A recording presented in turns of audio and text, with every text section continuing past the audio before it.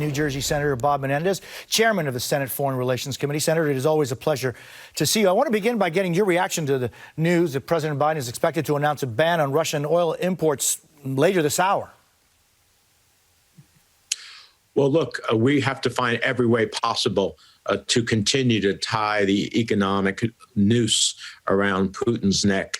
And so this is a welcome decision that will be announced. It is one that has broad bipartisan support. But, you know, at the same time, and I applaud that the administration is doing it, I hope that they have put into place the ability to replace that crude petroleum and other products so that we can limit the consequences economically here in the United States. Well, one of the ways, apparently, and Sam Brock was just talking about this, comes one day after the White House acknowledged a team of Biden administration officials traveled to Venezuela over the weekend to talk to the Maduro regime about purchasing maybe some Venezuelan oil, as well as apparently speaking about the American citizens that have been detained there. You had a particularly pointed response to this, saying in a statement that reads in part, Nicolás Maduro is a cancer to our hemisphere, and we should not breathe new life into his reign of torture and murder. Senator, are we seeing the importance of American leadership in getting the world together to oppose dangerous regimes? And yet, what's going on with Venezuela? Well, what I said is what I believe. Look, I understand the economic consequences that the president is trying to avoid for the American people. I share that concern.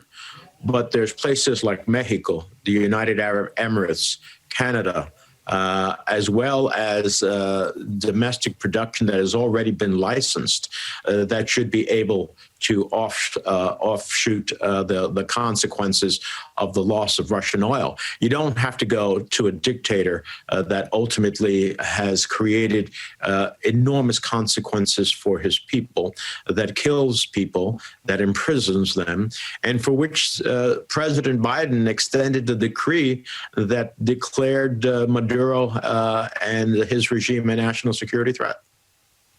And also the environmental consequences of having Venezuela produce more oil would be just disastrous to Latin America. Senator, you and your colleagues received a closed-door briefing last night on the situation in Ukraine. I know you can't reveal classified information, but what did you take away from the briefing? Well, what I take away is that we're in for a long, protracted reality.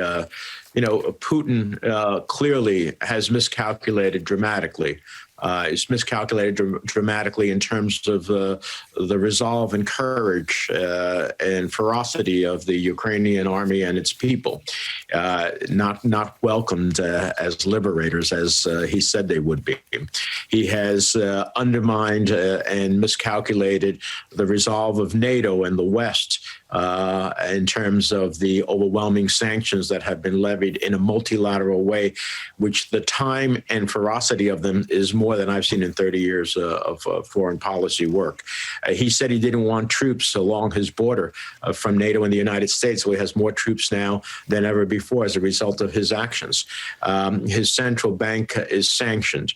The ruble is virtually worthless. His sovereign debt is sanctioned. They will probably go into default. So at the end of the day, these are the consequences he has wrought. But at the same time, the Ukrainian people are facing enormous consequences in the indiscriminate shelling of civilian infrastructure, residential homes, and other infrastructure, even in people trying to get through supposed humanitarian corridors where they have come under mortar attack by the Russians. So this is a moment in which the West has to stand firmly against Putin, or else he will continue to march on.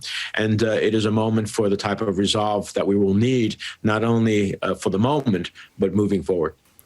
Senator, late last week, there were two rulings in regard to a public health policy known as Title 42, which allows the government to stop people from entering the country to stop the spread of a communicable disease. On Friday, a federal appeals court in Washington ruled the government can continue to expel migrant families, but can't send them back to countries where they will face torture or persecution. In a separate case, a federal judge in Texas ruled the Biden administration cannot exempt unaccompanied children from Title 42, based strictly on their status as unaccompanied children. How do you see this, Senator? Well, look, Title 42 is being used in a way that I think is indiscriminate and that violates the basic essence of our law.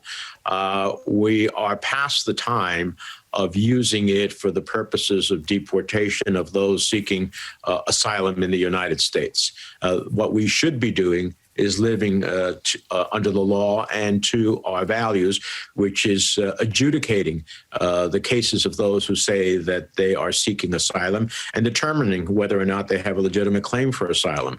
But this process that the Biden administration has continued from the Trump administration, in my mind, is inexcusable. Senator Bob Menendez, thank you so much for being with us this morning. Appreciate your time.